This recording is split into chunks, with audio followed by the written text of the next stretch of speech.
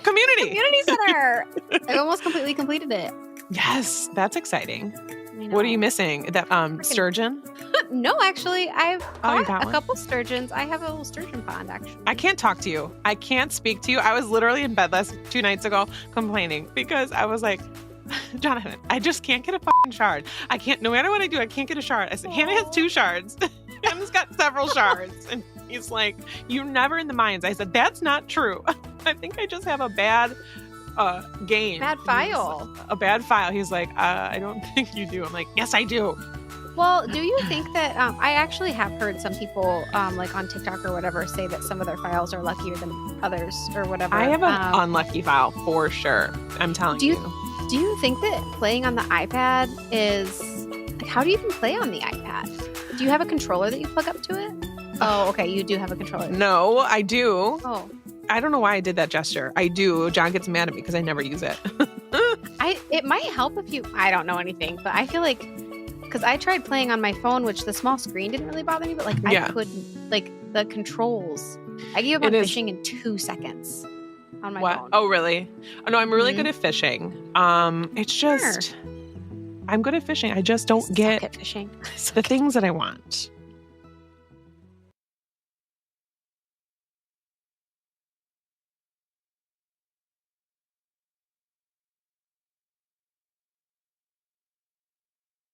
Welcome to Book Talk Etc., a podcast bound to grow your TBR. I'm Tina from TBR Etc. And I'm Hannah from Handpicked Books. This is a conversational podcast about books and more from 2 Midwest mood readers. We're easily distracted by new releases. And today we are sharing our February books on the radar. If you enjoy listening, we'd love for you to follow us on Apple Podcasts or your favorite podcast app. And if you have a quick minute, please consider leaving us a review on Apple Podcasts or sharing us on social media. It truly helps us connect with other book lovers. Hey, Hannah. Hey, Tina. How are you? I'm just fine. How are you? I am also just fine. It's been a pretty chill Saturday. Yeah. And yeah, we've had a pretty lazy weekend. I know you have not.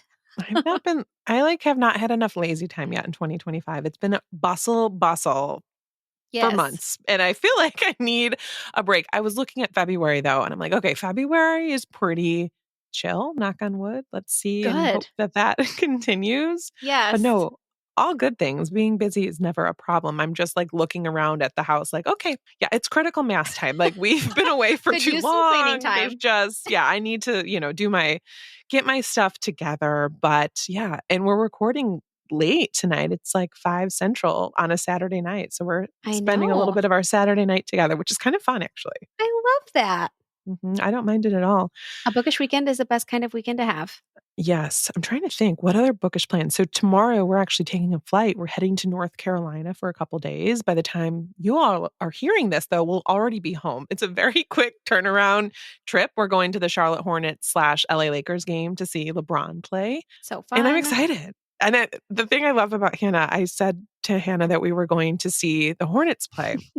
And you go, or I said, we're going to North Carolina for basketball for the Hornets. And you were like, oh, what city is that in?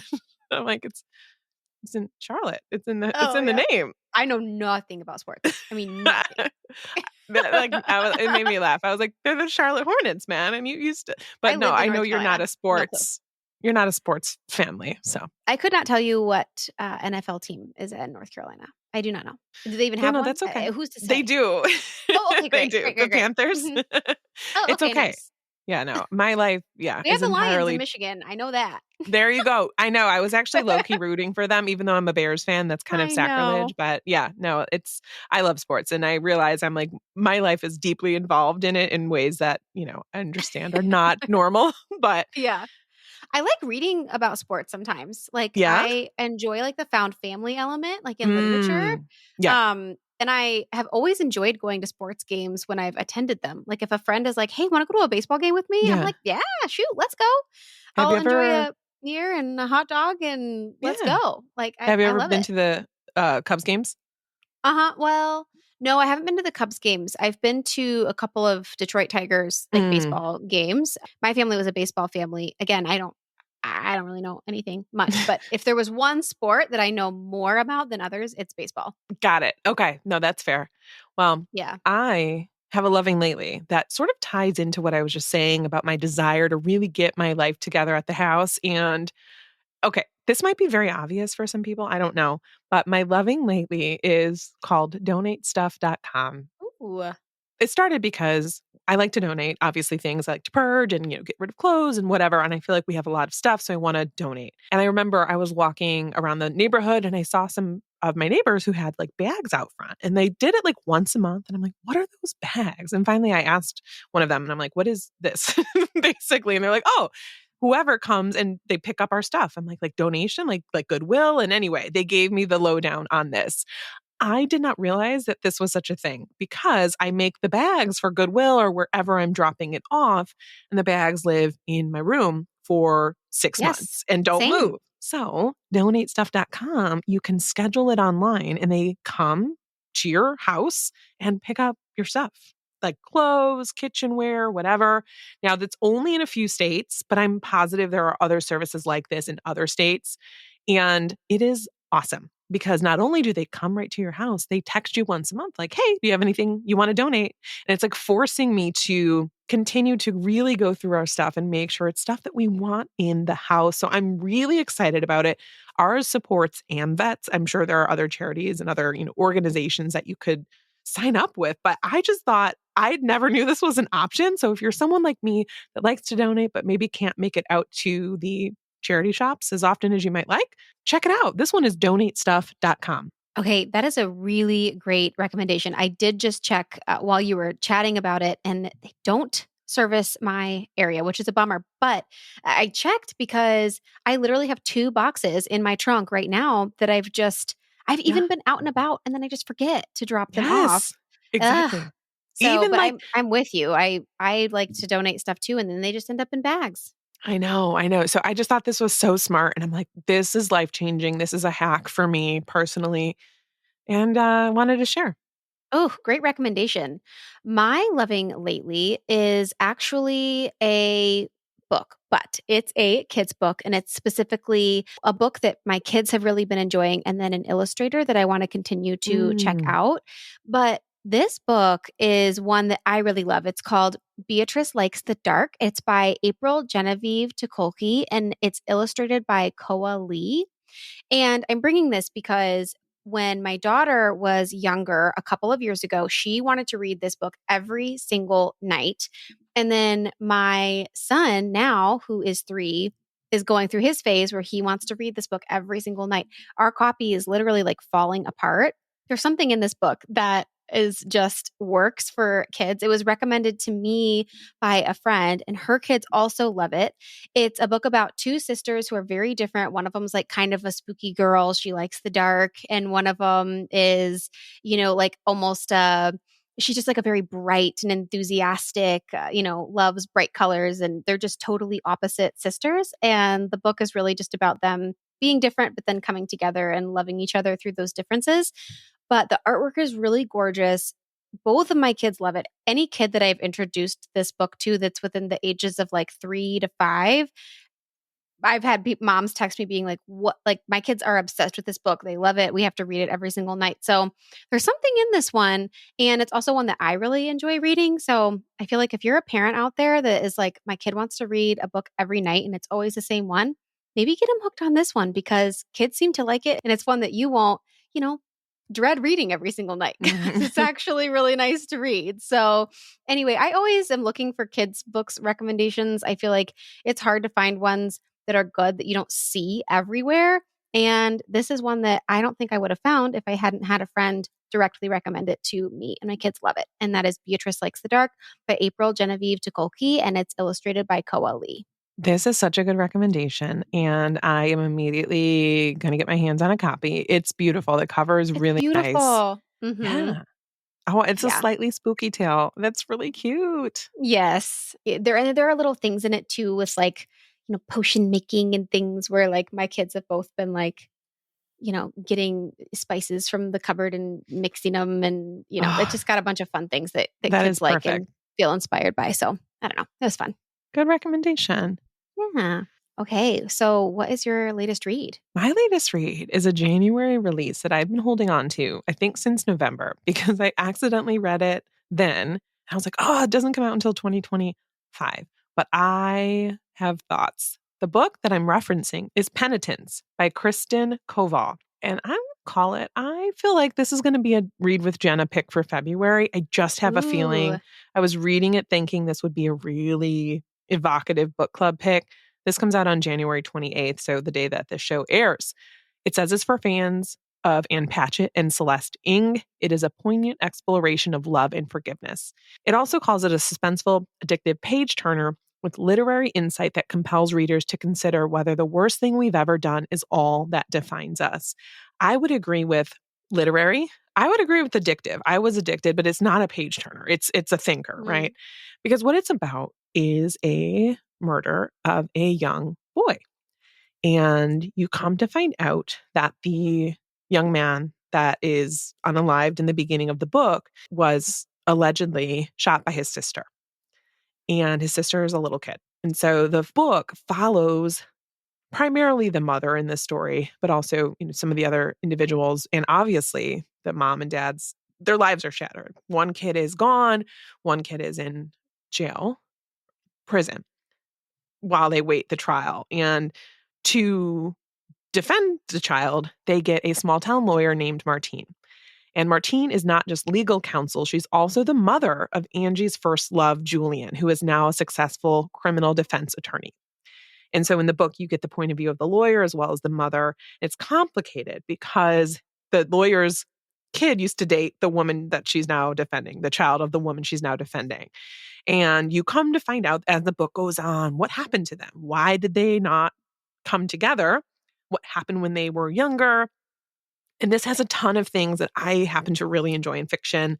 Something bad happened when they were in college, and then, years later, they come back and they have to deal with the fallout of that. I like a book that's got courtroom settings. I also like a book with parents and they have a kid that was accused of a crime, and you're getting a lot of this in it. This book is complex. It's hard. I felt bad the whole time reading it. And that sounds like it's not a recommendation. This is a recommendation. I was just thinking, my God, like what would one do in this situation? And I love books that force me to consider those questions. The main character, the mom in this story, is not my favorite, but I also think she is somebody that I came to understand. It's not like an unlikable main character. It's just somebody that I was like, interesting choice there. Like there were just some things that I was like, I don't know that I would have handled things the same way. I feel like the author told this very tricky story in a way that gave it a lot of care, gave it a lot of nuance. There were even other young women in the juvenile justice system, and she told their stories with a lot of care. And there are some really good reveals in this one. This one's really good, and I can guarantee if you read it, you're going to want to discuss it with somebody after, which is what made me say I think this could easily be one of the big book club picks because there's so much to unpack. If I had to do a comp, it reminded me of Angie Kim's novel, Happiness Falls. And if you read it, you'll see the parallels there. I thought this one is really, really solid. It's also a debut, which I'm excited about because this is an author that I am going to be watching. This one comes out on the 28th from Celadon Books, and I highly recommend it. It is Penitence by Kristen Koval. Listening to you talk about that one, I was just like, there couldn't be a more Tina book. I know, out there. right? Literally. I was like, there's with the everything I want. courtroom and the parents involved and like, what would you do? And what would you do? What would you do? I'll be really eager to hear if this does end up being on one of the book club picks, specifically Jenna. That'd be so cool if you ended up calling that out. So smug. I don't know though, because I've not heard anything about it. I've not seen this book talked about yet. So I'm like, maybe not. But Jenna tends to pick books like that sometimes. I mean, some of the books on her list are ones where like, what? I've never heard of this. And or like she'll randomly pick up. Yeah. So I'm feeling it. Could be. I'm feeling it. I remember when you messaged me about this one when you read it a couple of months ago and you were like, did I? Yeah, you were like, I just like fell in love with a book. I forget exactly what you pitched it as, but I do remember you texting me about it and being like, it's Penitence. And I was like, I bet I loved it. I bet I had a really great pitch at the time. But since there was so much time in between, I'm like, I hope I'm selling it in a way that really resonates how impactful I thought this book was. I liked it. I liked it a lot. Well, I'm glad that you loved it, and I hope that a bunch of people pick it up and love it too. My latest read is The Laws of the Skies by Gregor Courtois. Have you heard of this one? I have to look at the cover. I don't know. So I saw this everywhere on Book Talk like last year. I feel Yes. like, especially in the horror community, like whenever people are like, some of the most gruesome books I've ever read, or like top horror recommendations, I saw this in book recommendation lists for horror readers all the time. So I finally read it. This is a chilling blend of fairy tale and slasher horror, chronicling the harrowing fate of 12 6-year-olds and their 3 chaperones on a camping trip that goes disastrously wrong. It's told from the perspective of victims and perpetrators, and it explores innocence and evil and the forces of nature. And it's definitely a super creepy kid book. So if you like creepy kid books, this is definitely that. When I was putting my notes together and prepping for this episode, I was reading a couple other reviews for this one, and one of them said that this was Winnie the Pooh meets Blair Witch Trials, or I'm sorry, Blair Witch Project.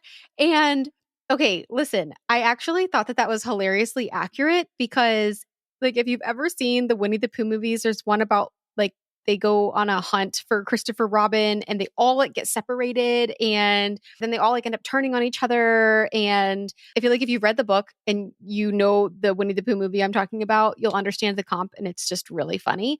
So this is definitely a modern Lord of the Flies. I feel like it was, I don't know, entertaining and fun, but honestly, like I don't have a whole lot to say other than the fact that I'm really glad that I finally read, one of these. I don't want to say like it's canon for horror, but it's a really popular book that people like so much. I think that this one was missing for me a little bit more depth. I just feel like I either missed something with this one or the point of it just didn't stand out enough for me as a reader to make sense alongside all of these outlandish child murders that were I happening. know. Overall, this was, yeah, just one of those really popular horror books that I'm glad to say I finally read. I don't think that it's one I'll ever come back to myself. I also just had a really hard time believing that these kids were 6. I don't know. Maybe, Mhm. kids in other countries. I know this is a French author, maybe kids in France are maybe they're way more precocious and grown, Mm, mm. but my 6-year-old would not talk like some of these kids talked. So it was a little bit hard to, suspend my disbelief there as well. But yeah, this was fine. I enjoyed it. And I think that if you want to read like a quick slasher to, knock off books read, then definitely give this one a try. Not one that I will personally come back to myself. And that is The Laws of the Skies by Gregor Courtois. I don't know what's wrong with us. Double feature, children dying. Like not Double feature. it's Yeah. not Well, I don't know. it is us. I know. Well, when Hannah sent this over to me, for like, hey, this is the book I'm reading for our Yeah. newsletter. It's like, what is wrong with you? Like, why are you reading this? Because it was like a bunch of children go into the woods and they don't make it. I'm like, well, geez, okay. And then I At laugh when least I'm we know what talking we're about it. getting. I I know. don't know. It didn't feel that serious to me while I was reading it, but you also have to know yourself as a reader. Yes, of And course. I like I said, I'm laughing talking about it. It was kind of silly for me.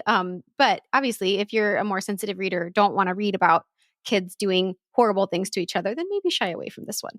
Maybe, right? We are who we are as We readers. are And, who we are. at this point, our listeners know. Let's hop into our February books on the radar. Kind of Let's do exciting. it. We're doing 5 each today. So you're going to get a nice big old list of books that we have our eyes on for this coming month. I will kick things off with The Edge of Water by Olufunke Bankole. And this one is set between Nigeria and New Orleans, and it tells the story of a young woman who dreams of life in America as the collision of traditional prophecy and individual longing test the bonds of a family during a devastating storm. It begins in Nigeria, and a mother receives a reading that foretells danger for her daughter in America. She gets this, prophecy. In spite of this warning, she allows her daughter to forge her own path, and Amina arrives in New Orleans filled with hope. But just as Amina begins to find her way, a hurricane threatens to destroy the city, upending everything she dreamed of and the lives of all she holds dear. Years later, her daughter is left with questions about the mother she barely knew and the family she has yet to discover in Nigeria. This explores the love of a determined mother and a dreaming daughter who do not say enough to each other until it's too late. The detangling of Yoruba Christianity, traditional religion and folklore, and the tellings of 3 generations of daring women through times of longing, promise, and romance, as well as heartbreak. So this is a debut, you're getting dual timelines, you're getting a story of mothers and daughters, you're getting a storm. I mean, you obviously I can assume what time period this took place in. I'm curious. I'm always rooting for a very solid debut, and I'll have my eye on this. It comes out on February 4th, and this book is The Edge of Water by Olufunke Bankole. Yeah, I'm always eager to hear what debuts are coming out too. Obviously, love the books by trusted authors that we're waiting for, but there's something about a really solid debut. And I love that you also look for those as well. Mm-hmm. Okay, so my first February book on the radar is Listen to Your Sister by Nina Veal. And this comes out on February 4th by St. Martin's Press, and it is also a debut. Nice. And in this one, we're following Calla Williams, who is barely holding it together as a guardian to her reckless teenage brother, Jamie, while their middle brother, Dre, has completely checked out. Haunted by recurring nightmares of her brother's deaths, Calla's worst fears edge closer to reality when Jamie's protest spirals out of control, forcing them to flee to this remote cabin straight out of a horror movie. But like with most horror stories, the real terror isn't just outside and within the cabin. It is rooted in their fractured past, and Calla's visions might be the only way to survive. This one sounds messy, but interesting. It is said to be for fans of Jordan Peele and Stranger Things. Both of those comps are very appealing to me personally, so I hope that it lives up to those comparisons. You never know with those comps, but I am hopeful. Yes. And that is Listen to Your Sister by Nina Veal. I do love a debut, and I also love when a trusted author comes out with a new book. This one's called A 40-Year Kiss by Nicholas Butler, and I saw this, and I thought, I know that I've read this author before. Why is his name familiar? I read the book Shotgun Love Songs. I read that a long time ago, and I remember really, really enjoying it. This book is A 40-Year Kiss by Nicholas Butler, and it is about one couple's hard-won second chance at love 40 years after their divorce. So you've got this couple, Charlie and Vivian, who had parted ways after just 4 years of marriage. They had too many problems and too many struggles. Even though they still loved each other, they couldn't make it work. Charlie returns to Wisconsin 40 years later after they get their divorce, and he's like not quite sure what he's going to find. But he does want to find Vivian, and he wants to pick up the broken pieces of their past. 40 years is a long time. It's 40 years of other relationships, and all the things that they went through during that time period. This is a brave and triumphant exploration of redemption and sunset triumph. It's a once-in-a-lifetime love story with dazzling lyricism and remarkable clarity of spirit. I mean, I don't know. That sounds interesting to me. Sidebar, I won't be getting back with my ex 40 years from now, but, to each their own. But side back in. I don't know. This could work. Second chance love story. I do like a love story, people later in life sort of finding each other again. So we shall see. This is A 40-Year Kiss by Nicholas Butler.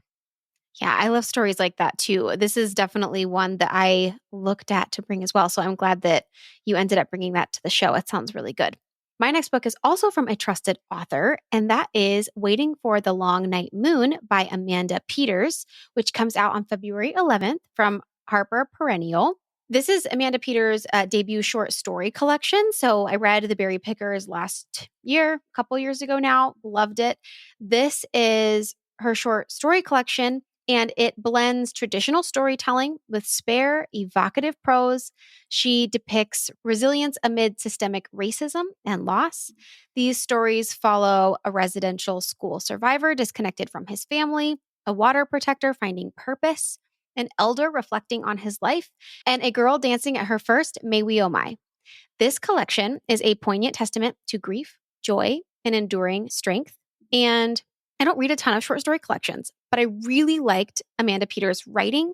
And I would really like to get into more short story collections this year or in the future. And I think it might be good for me to dabble in an author that I already know that I really enjoy. So hopefully this short story collection works for me. And if you like short story collections, you can check this one out. And that is Waiting for the Long Night Moon by Amanda Peters. I love that. Yeah. I remember Yeah. you liked The Berry Pickers a lot. I am not a short story girl at all. Yeah, I I may know. have read like 3 in my entire life. Like I've only read a maybe. few too. Yeah, I a have enjoyed them handful. before. Yeah. I don't know what it is. You know me, I when I like a lot of words. I like characters. I like to sink in. So I feel like short stories are harder for me, but I really should stop thinking that way and give them a shot. when I have enjoyed them before, I've usually done so in horror, and I've been really Mm, surprised. Like, I mhm. love a short horror story collection, but when I have dabbled in them, I'm like, "Oh," like, it also, I feel like, would take a really strong writer to be able to put together, like, Mhm. a fully fleshed out story in a matter of, whatever, like, 3 to 20 pages. That would take a lot of skill, and so I'm into trying it. I think for me, yeah, I struggle with, like, the momentum. Like Yeah. you said, you wanna dig into a I'm story, gonna dig so I would have in. to maybe, like, make myself, keep going with them, but worth a try. I wanna try this one. All right. Sounds good.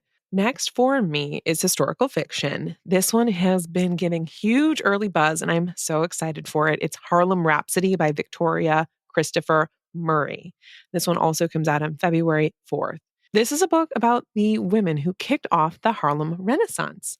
It starts in 1919 when a high school teacher from Washington, D.C. arrives in Harlem excited to realize her lifelong dream.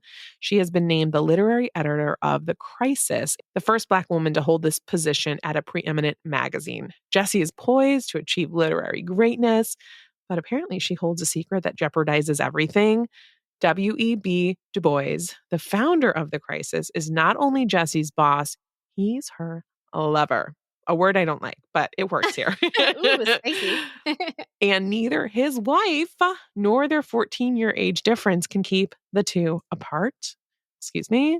There's rumors, but Jessie's determined to prove herself. She attacks the challenges of discovering young authors with fervor and is determined to prove herself. That's all I need. I'm very interested to see where this goes. I know it's based on a lot of real people, and I want to know more. It's one of those books that's going to have me Googling, and this is Harlem Rhapsody by Victoria Christopher Murray.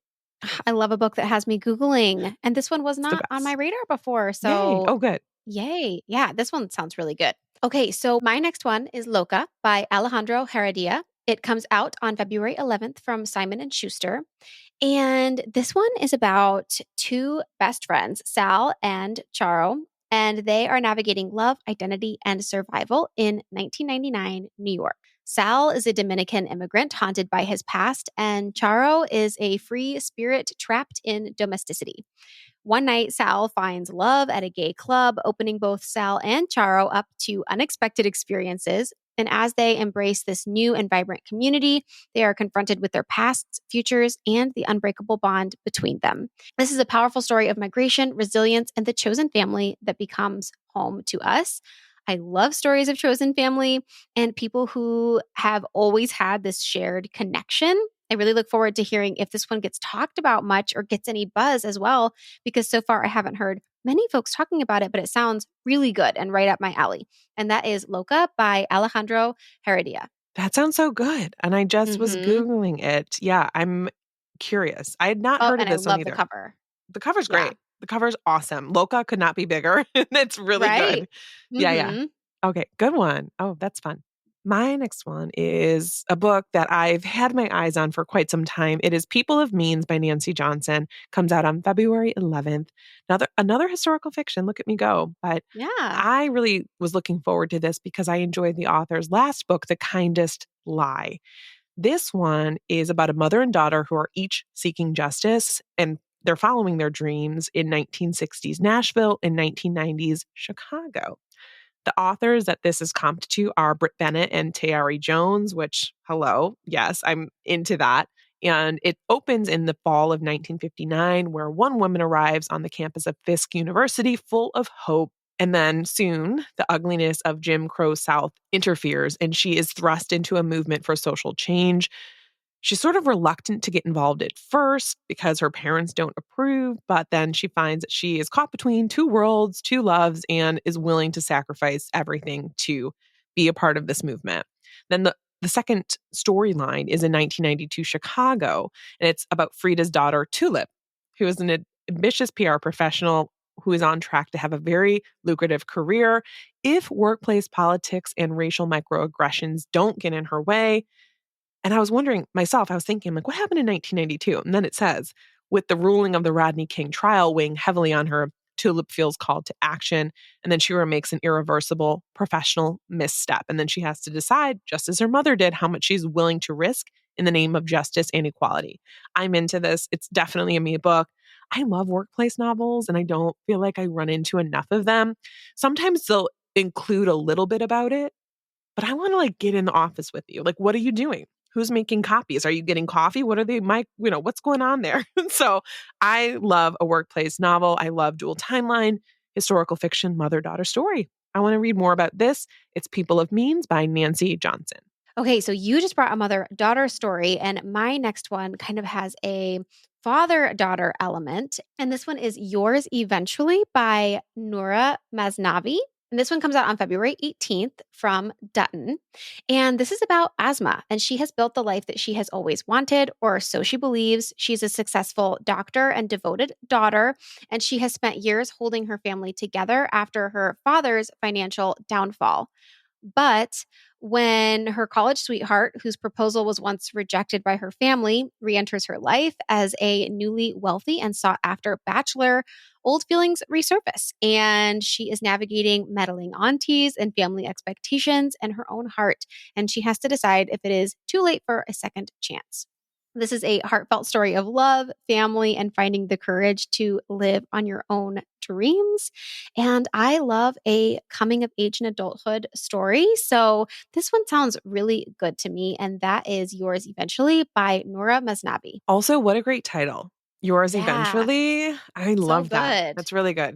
So Hannah good. is now plunged into darkness. I know. I'm so sorry. I'm going to turn my other light No, on. I don't need to see you that much. Oh. It's just funny because literally you just kept getting darker and darker. I'm like, well, it's also because my screen is now in dark mode because it's nighttime. Yes. And so now I don't have like the light of my computer screen kind of giving me a little bit of a flashlight there. So all right. Sorry.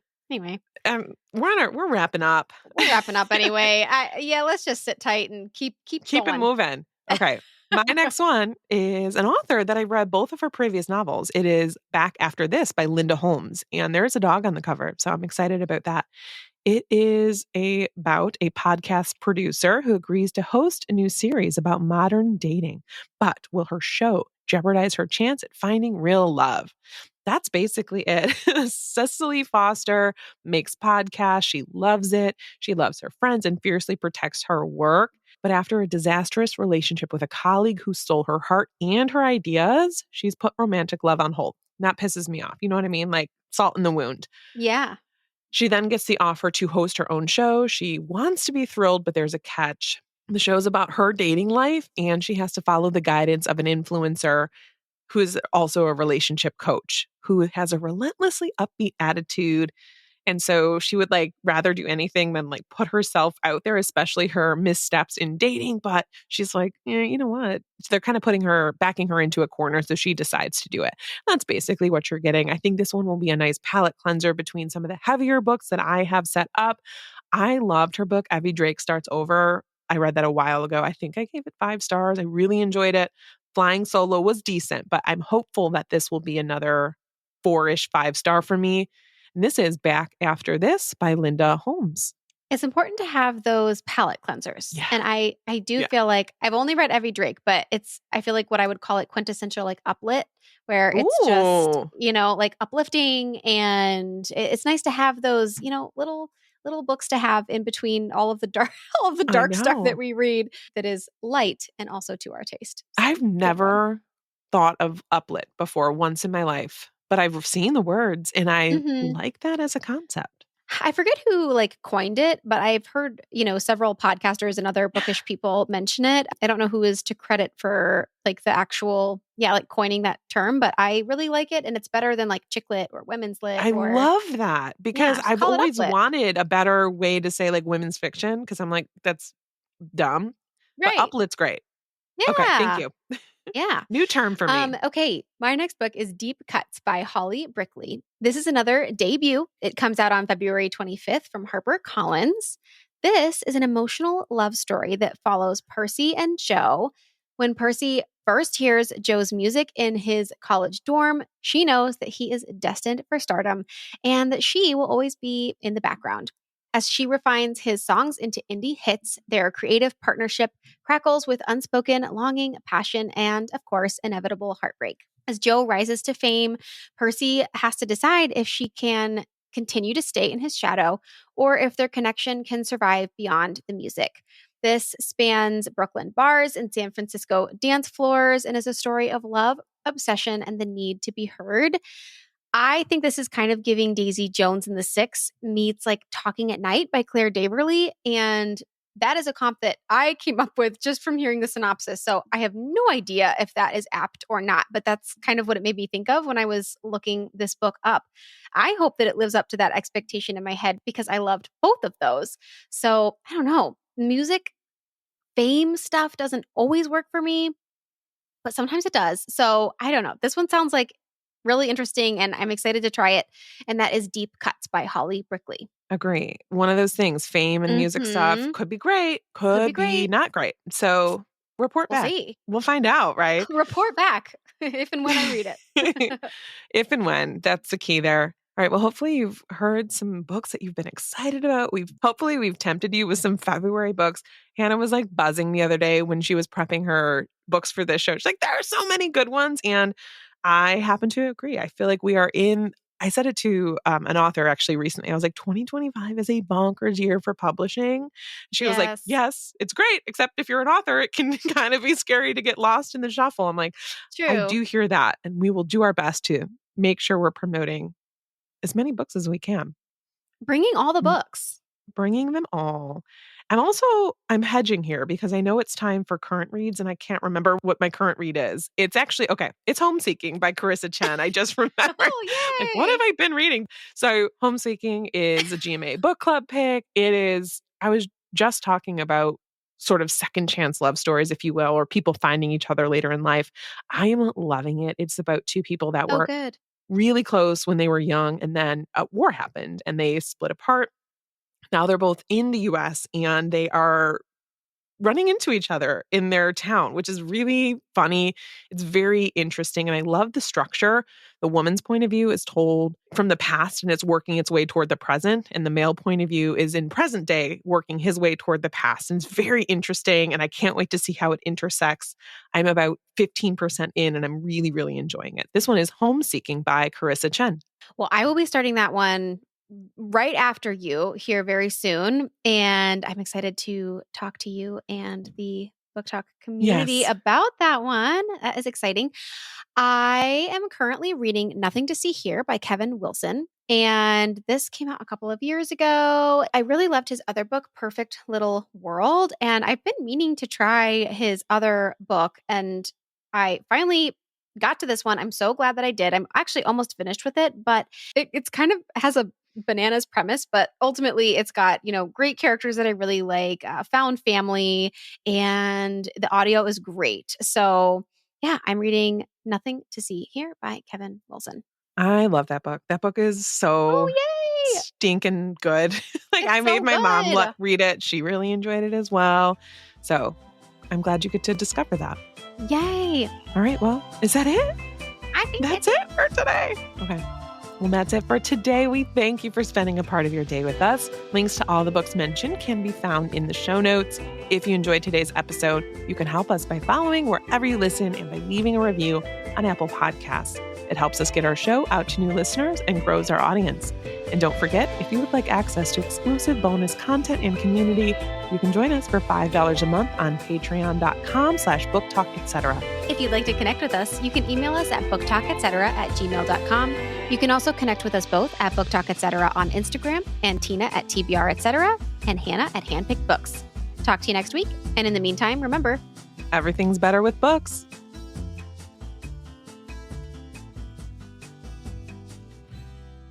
Yay, I feel high as a kite because of this espresso. I'm buzzing.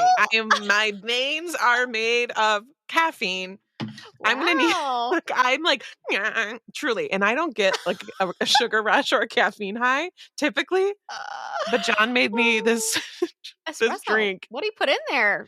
2 shots of espresso, brown sugar, cream. Put some shrooms in there? Maybe. I don't know, but it's working, coffee. Baby. I'm hopped up like Judy Garland on stage. Oh my God. Oh, good. Well, good. Don't you have to pack? Good job. I do have to pack, indeed. Yes. To get yourself nice and high and energized right before having to pack to leave. I know.